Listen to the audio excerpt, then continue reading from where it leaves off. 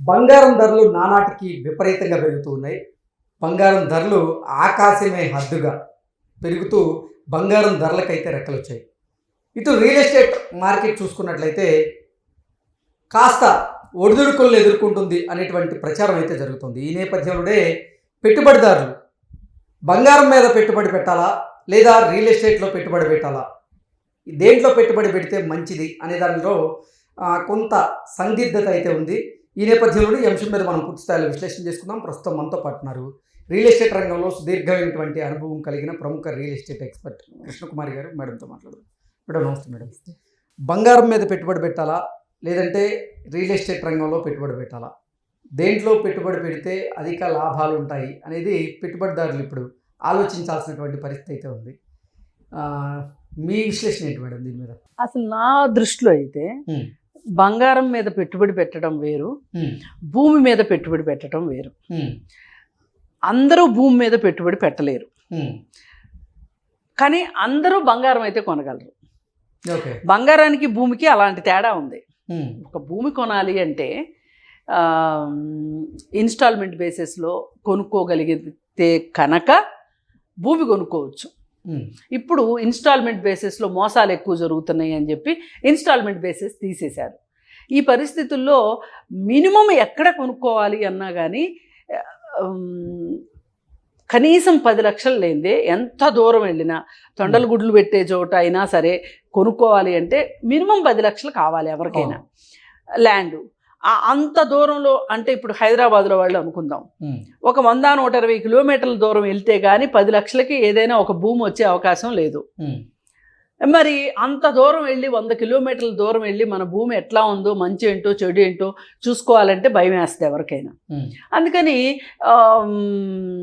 ఇంత తక్కువ ఇన్వెస్ట్మెంట్ ఉన్నప్పుడు డబ్బులు ఇవాళ ఉన్న పరిస్థితుల్లో బంగారానికి షిఫ్ట్ అవ్వటం మంచిది. అలాగే డబ్బులు ఒక 1 కోటి రూపాయలు ఉన్నాయి అనుకోండి, ఎవరి దగ్గరైనా 1 కోటి రూపాయలు పెట్టి బంగారం కొనలేరు, ఖచ్చితంగా భూమే కొనాలి. అందుకని ఈ రెండింటికి అంత డిఫరెన్స్ ఉంది. ఈ రెండింటిని అసలు మనం కంపేర్ చేయలేము. అయితే ఇప్పుడు ఈ ఒక సంవత్సర కాలం కూడా కాదు, గట్టిగా మాట్లాడుకుంటే ఒక 6 నెలల నుంచి బంగారం పెరుగుతున్న తీరు చూస్తే అన్ని ఇన్వెస్ట్మెంట్లు ఆపేసి బంగారమే కొనుక్కుంటాం కరెక్ట్ కదా అని అనుకుంటున్నారు చాలా మంది అనుకుంటున్నారు. కానీ దానికి కూడా ఒక లిమిట్ ఉంటుంది. ఎందుకంటే ఒక లిమిట్ దాటి బంగారం కొనకూడదు. ఇది పాన్ కార్డు కావాలి, వైట్ పెట్టే కొనాలి.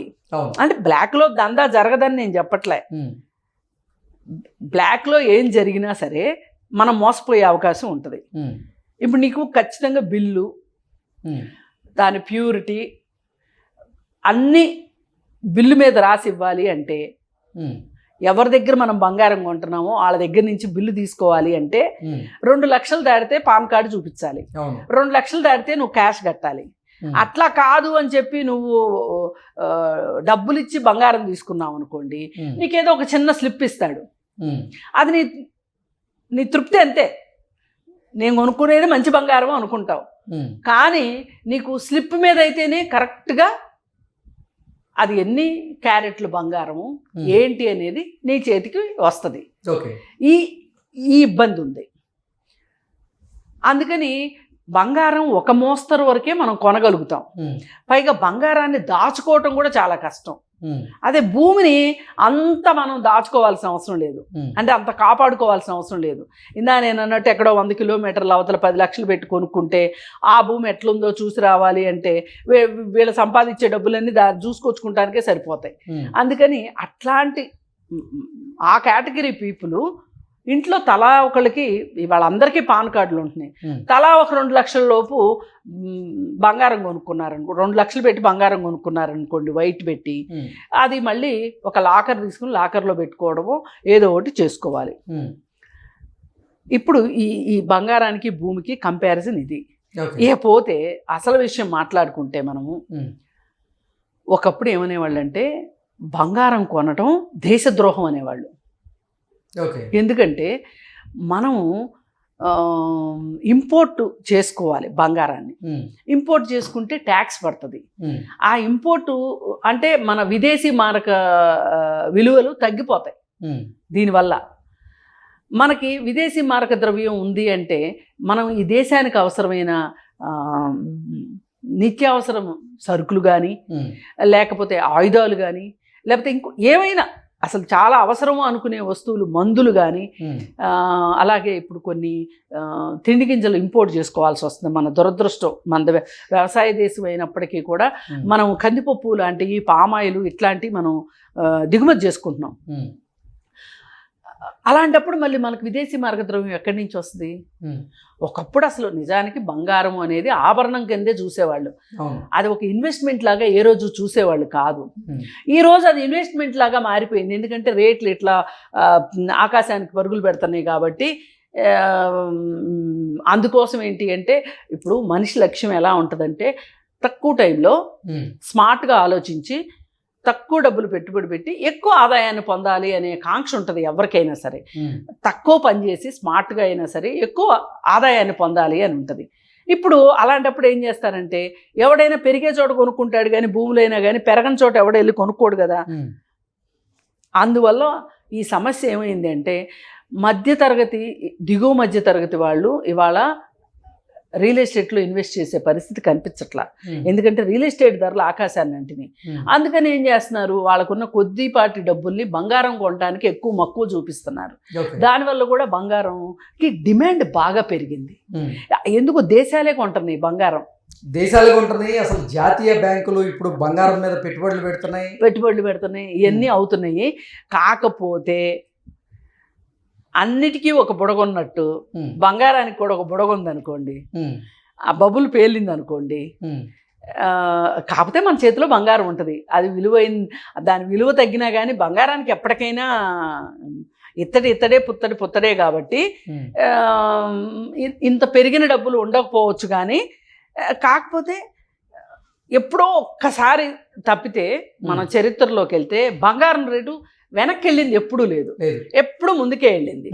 కాబట్టి ఇప్పుడు ఇంకొక తనిష్క్ వాళ్ళు ఎవరో ఒక స్కీమ్ పెట్టారు.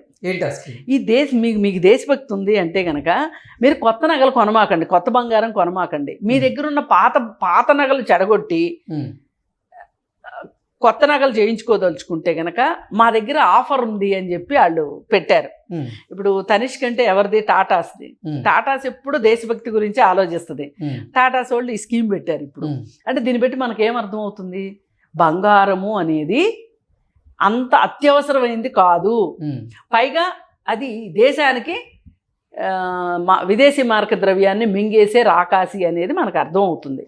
అందుకని దేనికైనా ఆకాశానికి కూడా ఒక హద్దు ఉందన్నట్లు మన ఇన్వెస్ట్మెంట్లకు కూడా కొన్ని హద్దులు ఉంటాయి. అందుకని కొంచెం జాగ్రత్తగా చూసి ఇన్వెస్ట్మెంట్ బ్యాలెన్స్ అన్నీ ఒక బాస్కెట్లో పెట్టకూడదు ఎప్పుడైనా సరే. ఇప్పుడు మన దగ్గర డబ్బులు ఉన్నాయి కదా అని ఒకే చోట స్థలం కొనడం కరెక్ట్ కాదు. ఒకే మొత్తం బంగారం మీద మొత్తం వెండి మీద పెట్టడం కూడా కరెక్ట్ కాదు. అందుకని మనం ఏం చేయాలి అంటే మనం డిసైడ్ చేసుకోవాలి. మన దగ్గర ఒక ఫర్ ఎగ్జాంపుల్ 100 రూపాయలు ఉన్నాయి. ఈ 100 రూపాయల్లో నేను రియల్ ఎస్టేట్లో ఎంత పెట్టుకుంటాను, బంగారంలో ఎంత పెట్టుకుంటాను, వెండిలో ఎంత పెట్టుకుంటాను, లేదు పైగా బంగారం మీద ఇంత ఇంట్రెస్ట్ ఉండటానికి కూడా కారణం ఏంటి అంటే ఏ క్షణానంటే ఆ క్షణాన రాత్రి 8 పొద్దున్న 10 దగ్గర నుంచి రాత్రి 8 మనకి చేతిలో క్యాష్ వస్తాయి. అదే ల్యాండ్ అనుకోండి క్యాష్ రాదు, టైం పట్టిద్ది. అవసరానికి తాకట్టు పెట్టడానికి ఉండదు. తాకట్టు పెట్టుకోవచ్చు కానీ దానికి ఒక ప్రాసెస్ ఉంటుంది, ఒక ప్రొసీజర్ ఉంటుంది. బంగారానికి అట్లా కాదు. బంగారం అయితే ఊరికే తనఖా పెట్టచ్చు. అంటే ఇప్పుడు బ్యాంకులు ఏం చేసినాయి అంటే ప్రతి వాళ్ళు ఇలాగే బంగారం కొనేసేసి బిస్కెట్లు కడ్డీలు బ్యాంకులో లోన్కి పెడతారేమో అని అనుకుంటారు. అందుకని అవి పెట్టుకోరు. మన లాకర్లోనే పెట్టుకోవాలి. మనం గోల్డ్ లోను ఈ బిస్కెట్ల మీద వీటి మీద 50 గ్రామ్స్ వరకే ఇస్తారు. 50 గ్రామ్స్ తర్వాత లోన్ ఇవ్వరు. అందుకని ఏదైనా సరే ఒక లాకర్ ఉండి వాటిని జాగ్రత్త చేసుకోగలగాలి బంగారాన్ని. అంటే దాంతో కూడా కొన్ని ప్రమాదాలు ఉన్నాయి, మనం చూసుకోవాలి జాగ్రత్తగా. ఇప్పుడు ఇదంతా మనం కష్టపడి సంపాదించే డబ్బు అంటే దాన్ని కాపాడుకోవటం కూడా ఒక రకమైన తెలివితేటలు. అందుకని ఆ తెలివిని పెంచుకుని ఇన్వెస్ట్మెంటు మనకేది అవసరము అంటే ప్రతి వాళ్ళకి వాళ్ళదైన అవసరాలు వాళ్ళవైన పరిస్థితులు వాళ్ళవైన ఆదాయ మార్గాలు ఉంటాయి, అవసరాలు ఉంటాయి. దాన్ని బట్టి తెలివిగా చేసుకోవాలి ఈ ఇన్వెస్ట్మెంట్.